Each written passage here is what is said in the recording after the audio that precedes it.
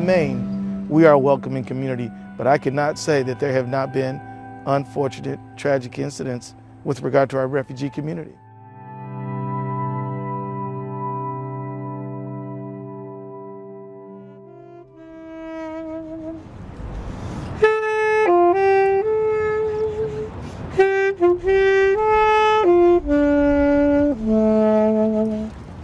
You were the first Muslim American to be elected to Congress. I sure Does that set you apart in any way from the other members of Congress?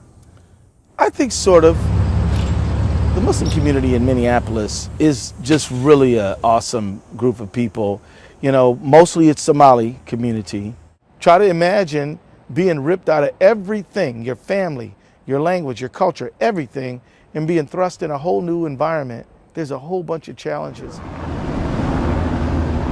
The issue we're looking at is identity. We spoke to one Somali American man who has a young family. He came over from Somalia after spending 3 years at a refugee camp in Kenya. My grandfather was displaced by war. My father was displaced by war.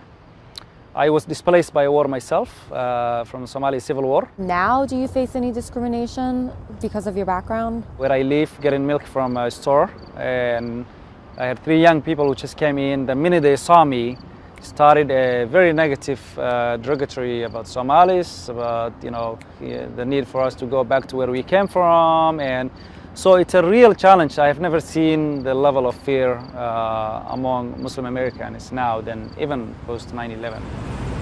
Let's talk about the election. Yeah. How is the Muslim American community here reacting to some of the things that they're hearing?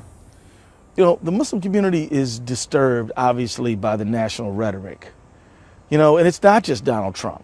Donald Trump has said he's not going to let any Muslims immigrate to the United States. But before that, Ben Carson said that no Muslims should be president. The community has stepped up in the face of this ugly rhetoric, and really, they've voted more, they've run for office more. Do you think that this election will sort of permanently turn some Muslim Americans away from the Republican Party?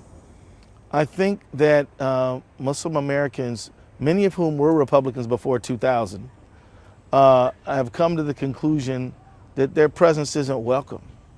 And people tend not to want to go where they're not welcome.